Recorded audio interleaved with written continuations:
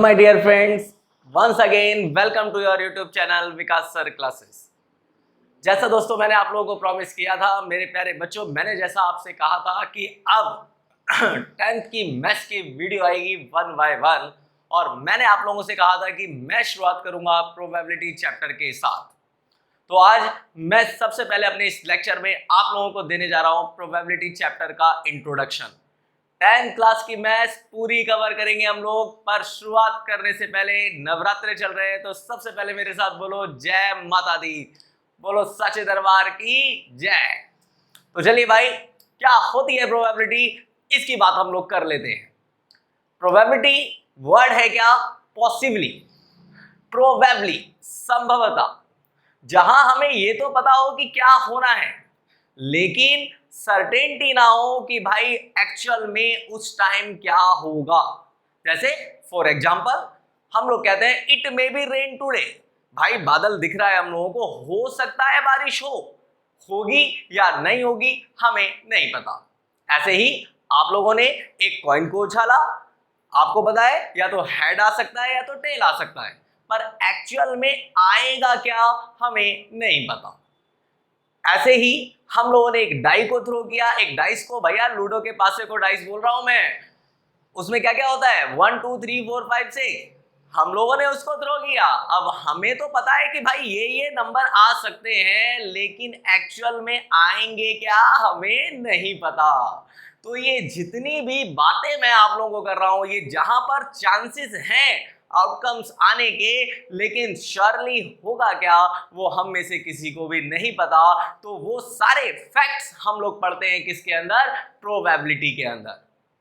तो जो काम हम लोग कर रहे हैं, प्यारे बच्चों मेरी बात अब यहां पर ध्यान से सुनना, मैंने कहा जो काम हम लोग कर रहे हैं, जो ऑपरेशन हम लोग परफॉर्म कर रहे हैं, उसको तो भाई कहा जाता है क्या? एक्सपेरिमेंट।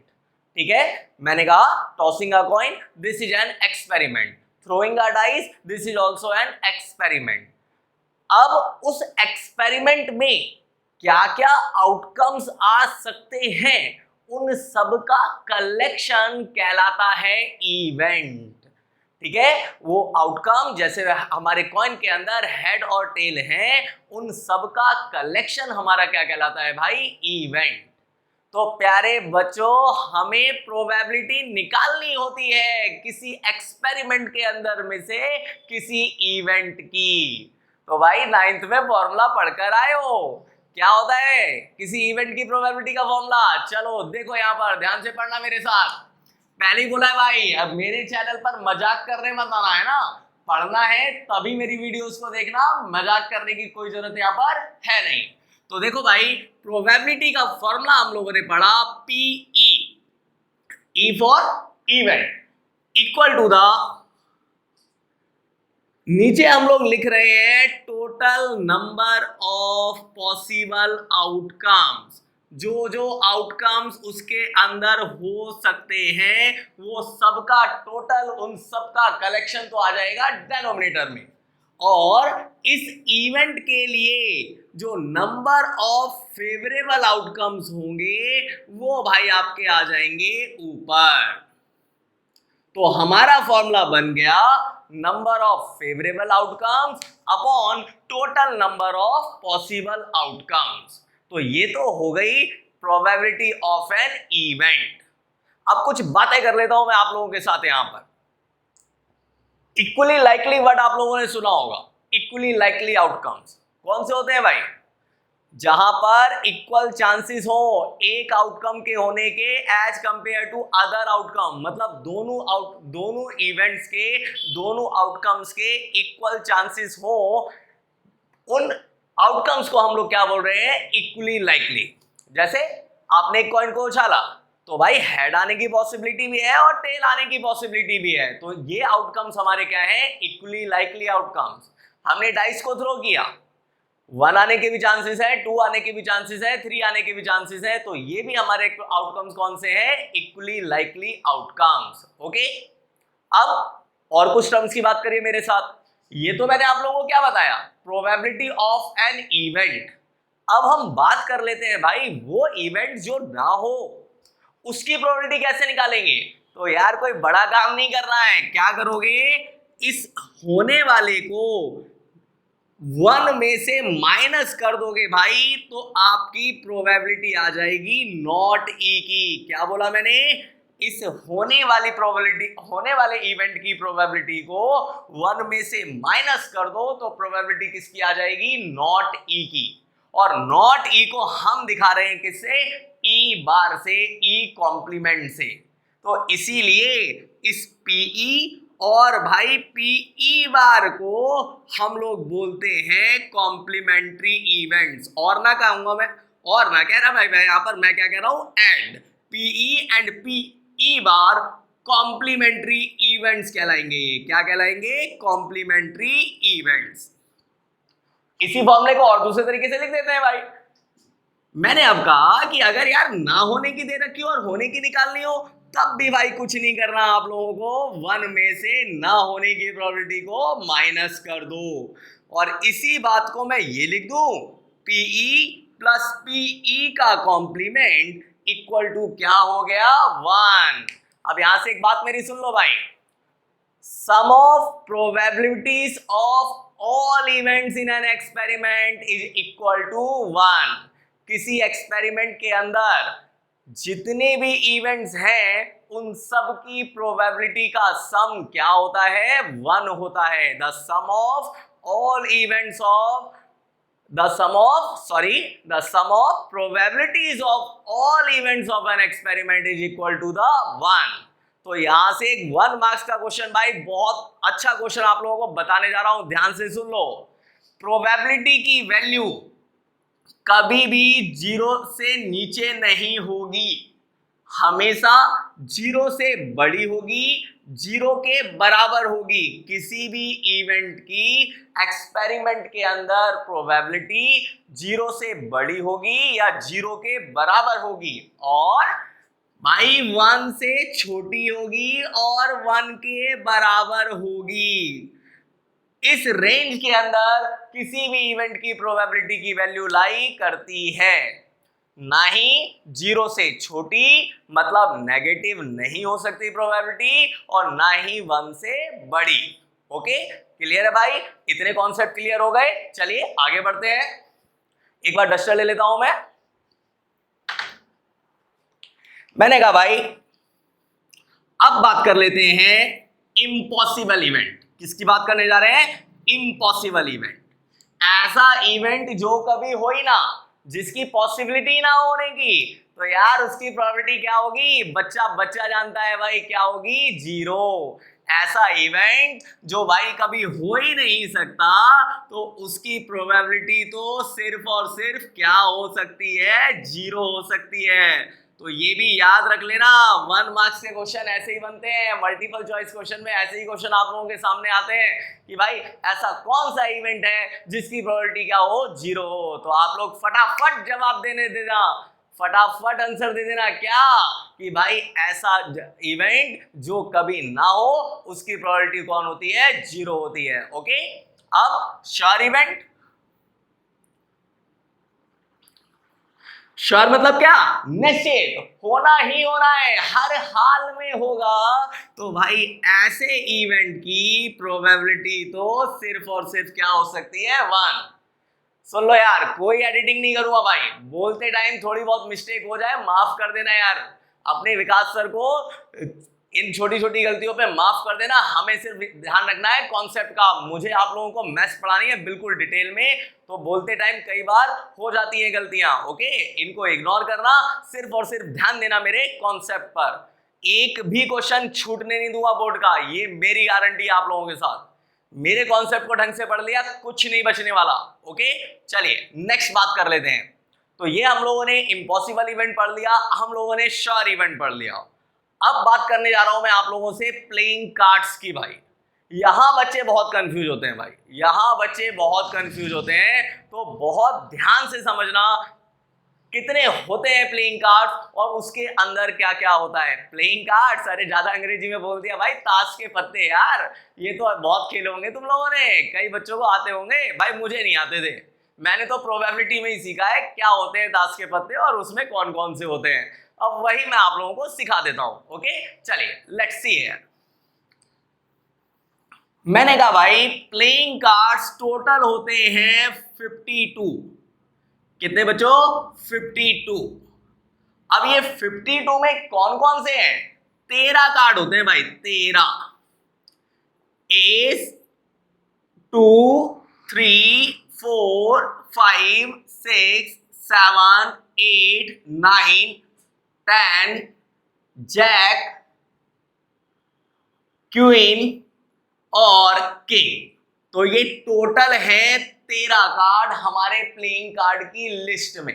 ओके और हर एक कार्ड, ये टोटल 13 के 13 कार्ड, हर एक कार्ड भाई 4 तरीके का है। तो 4 into 13 how much? 52। Okay 13 card है और हर एक कार्ड कितने कितने तरीके का है? 4 तरीके का है। तो हो गए ना 13 into 4 52। अब यार ये सुनो कि ये 4 हैं कौन कौन से, है ना? यहां पे कंफ्यूजन आपको दूर करना है भाई, ये 4 कौन कौन से हैं। तो बच्चों पहला है, पहले हम लोग बात कर लेते हैं किसकी। पहला कार्ड हम लोग कह रहे हैं भाई कौन है हमारा? स्पेड। क्या बोला माय फ्रेंड्स? स्पेड। प्यारे बच्चों स्पेड होता है और इसकी शक्ल कुछ ऐसी होती है भाई, इस तरीके का होता है स्पेड। इसको ड्रॉ कर लो, कलरिंग कर लो। ठीक है, ये तो हो गया हमारा स्पेड। दूसरा होता है बच्चों क्लब, चिड़ी जिसको आप लोग बोलते हैं, और स्पेड को क्या बोलते हैं हिंदी में? हुकुम। क्लब को क्या बोल रहे हैं हम लोग? चिड़ी। कुछ इस तरीके का। ठीक है, चिड़ी को हम लोग ऐसे बना लेते हैं, ये हमारा भाई चिड़ी है। तीसरा बच्चों होता है आपका डायमंड, ईंट जिसको आप बोलते हो हिंदी में, क्या बोलते हो? ईंट। और चौथा है भाई आपका हार्ट, आपका दिल, और जिसको हम यहां बोल रहे हैं पान। इसको मैं ब्लैक कर देता हूं। ओके तो बच्चों यहां पर हर एक कार्ड के अंदर, हर एक कार्ड के अंदर एक स्पेड है, एक क्लब है, एक डायमंड है और एक हार्ट है। ठीक है, टोटल 4 हो गए हर एक कार्ड के अंदर, है ना? एक स्पेड, एक क्लब, एक डायमंड और एक हार्ट। तो भाई इन 4 में ये दो तो रेड, दो तो ब्लैक होते हैं, स्पेड और क्लब, और ये 2 रेड होते हैं। तो यार अब आप ही लोग यहां से बता दो टोटल रेड कार्ड कितने हो जाएंगे? जब हर एक कार्ड के अंदर 2 रेड हैं, 2 ब्लैक हैं, तो भाई टोटल ब्लैक कार्ड हो गए हमारे 26। कितने हो गए स्टूडेंट्स? 26। और टोटल रेड कार्ड भी कितने हो गए भाई? 26। तो 26 और 26 बन के हो गया 52। ओके तो अब आप लोग बोल सकते हो कि हर एक कार्ड के अंदर 2 रेड है, 2 ब्लैक है, तो इसलिए 2 को हमने 13 से मल्टीप्लाई किया, तो 26 तो ब्लैक कार्ड हो गए और 26 ही रेड कार्ड हो गए। क्लियर है? अब यहां पर ध्यान दीजिए, ये जैक, क्वीन और किंग, इनके ऊपर आप लोगों की तस्वीर छपी होती है भाई, एक कार्टून जैसा चेहरा बना होता है। तो भाई इन चेहरों की वजह से इन जैक, क्वीन और किंग को, इन तीनों को हम लोग फेस कार्ड बोलते हैं। क्या बोलते हैं बच्चों? Face card. और इसी का दूसरा नाम भाई पिक्चर कार्ड।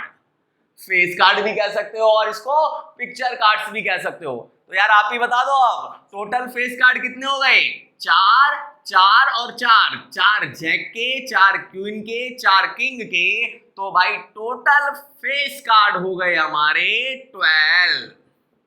ओके कॉन्सेप्ट को क्लियर करते हुए चलना है ना, कॉन्सेप्ट को क्लियर करते चलना। फेस कार्ड है हमारे 4 + 4 + 4 टोटल 12। ओके इतनी बात क्लियर है? मैं इसको हटाने जा रहा हूं। ठीक है चलिए देखिएगा यहां पर,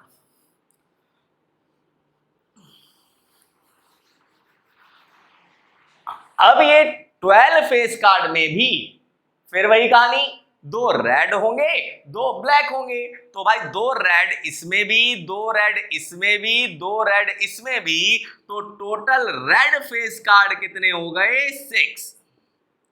और टोटल ब्लैक फेस कार्ड भी कितने हो गए? 6। तो 6 + 6 हमारा बन गया 12। ओके, क्लियर है? चलिए, अच्छा मैंने आप लोगों को बता ही दिया है कि हर एक कार्ड के अंदर वो है आपका स्पेड, क्लब, डायमंड और हार्ट। तो यार यहां पर ये भी तुम लोग एक्सप्लेन कर ही लो, टोटल स्पेड कितने होंगे, total spade, total club, total diamond,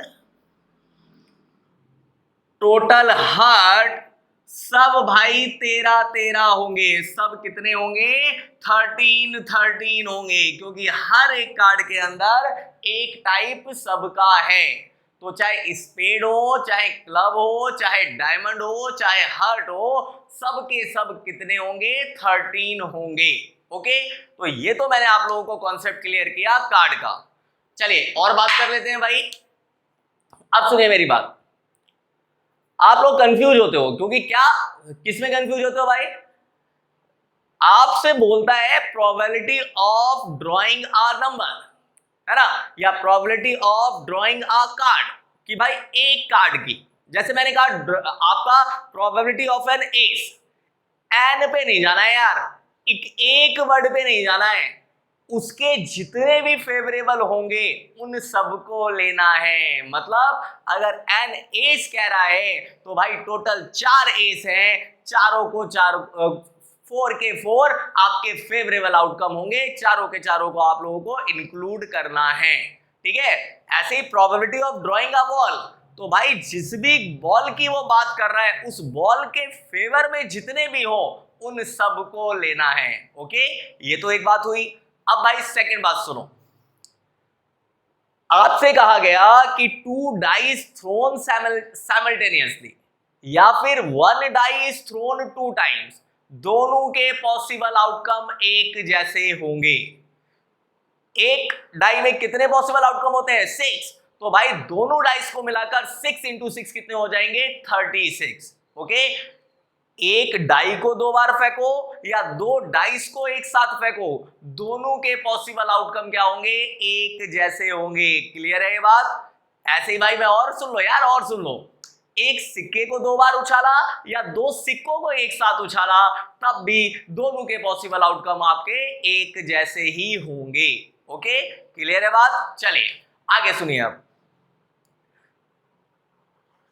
एक वर्ड आएगा हम लोगों के क्वेश्चंस में, जब आप लोग प्रोबेबिलिटी के क्वेश्चंस करोगे, एक वर्ड आएगा एट लीस्ट और एट मोस्ट। तो मेरे बच्चों, एट लीस्ट में, एट लीस्ट का मतलब क्या होता है? कम से कम। तो भाई आपको ज्यादा वाले भी फेवरेबल आउटकम ऐड करने होंगे।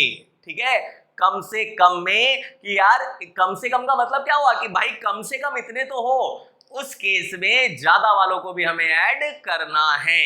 ओके, ऐसे ही भाई एट मोस्ट, कि मैक्सिमम इतना, तो यार उस केस में कम वालों को भी ले लेना। ऐसा मत सोचना कि भाई एट मोस्ट 5 है तो सिर्फ 5 को लेना है यार, नहीं, उससे कम वालों को भी लेना है। एट मोस्ट में कम वालों को भी लेना है और एट लीस्ट में ज्यादा वालों को भी लेना है। बहुत छोटी छोटी बातें बता रहा हूं भाई, क्वेश्चंस गलत नहीं होने चाहिए आप लोगों के, बस मैं इतना चाहता हूं, और मुझे और कोई मतलब नहीं है यार, है ना। ज्यादा मैं फालतू रामायण आपसे बात नहीं डिस्कस करना चाहता, फालतू की थ्योरी और बात नहीं करना चाहता, मुझे तो टू द पॉइंट आप लोगों को क्वेश्चंस कराने हैं। ओके, अब 2 वर्ड और, आइदर और, नाइदर नॉर। भाई जब और वर्ड आ जाए या आइदर और आ जाए, जैसे for example either an S और किंग, तो भाई दोनों के फेवरेबल आउटकम ऐड होंगे। और के टाइम पर दोनों के फेवरेबल आउटकम ऐड करने हैं, और नाइदर नॉर में दोनों को बाहर कर देना है भाई, दोनों को इंक्लूड नहीं करना। ओके, ठीक है। चलो अब मैं आपको डाइस के यार एक बार आउटकम दिखा देता हूं। बच्चे कंफ्यूज होते हैं कि भाई डाइस में खासकर कब, जब 2 डाइस को एक साथ फेंका जाए तो क्या क्या पॉसिबल आउटकम्स होते हैं। एक बार देखना भाई, मैं लेने जा रहा हूं डस्टर, मैंने इनको हटाया,